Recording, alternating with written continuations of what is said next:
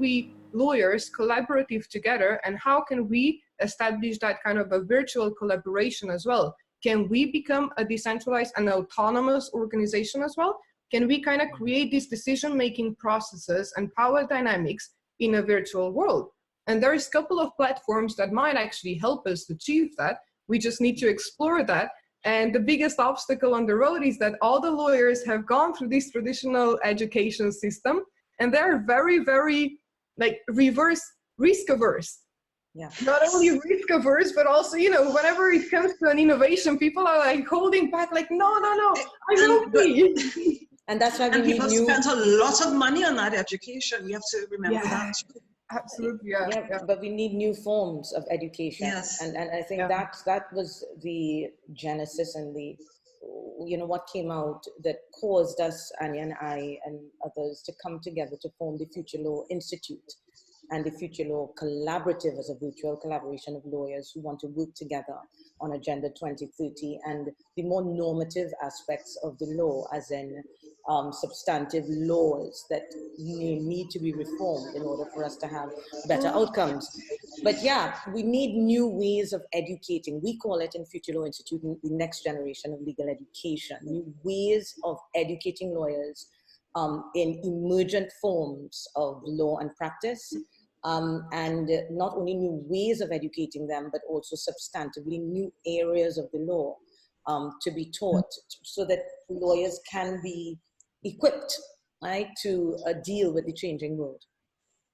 What are some of these emergent forms of legal practices, not just in terms of COVID, but in general? What are they? Things like conscious.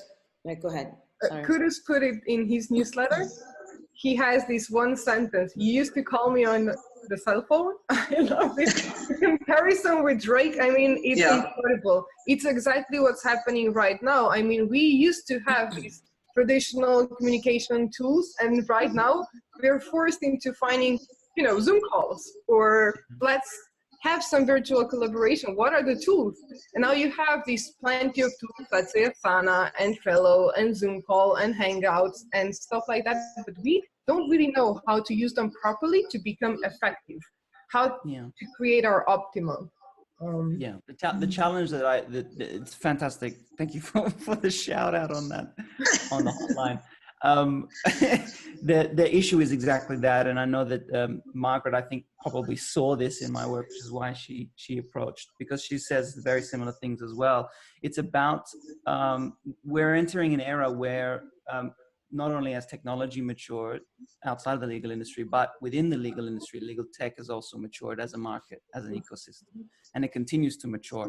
More and more money it continues to be poured into it. That's one way to perhaps measure the growth of a market.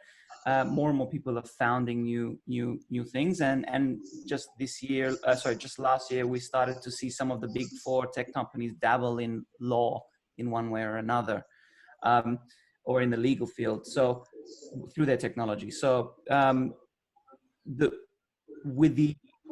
where we usually needed custom bespoke technology for very specific and niche tasks within the practice of law originally, we're now faced with a variety, a smorgasbord of technologies that service different areas of what was typically done within the business of law. So communications being one, which we've just explored.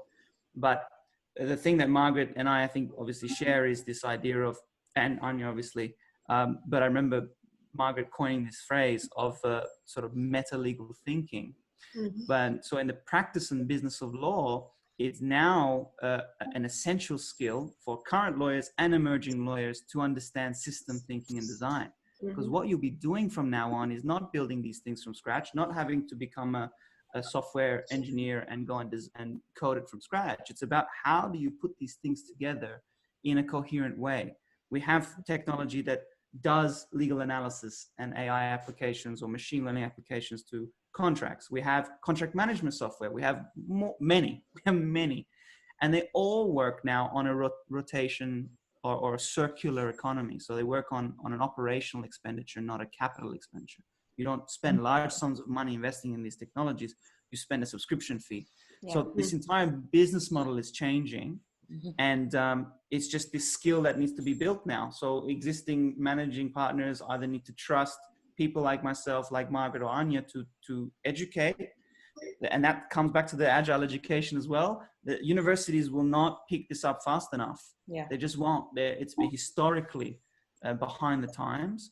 And as was mentioned, the law profession itself, the fraternity itself, its foundation is based on the rule of law, which is the rule of precedent, which means looking back, not looking forward, looking at past decisions to make future decisions.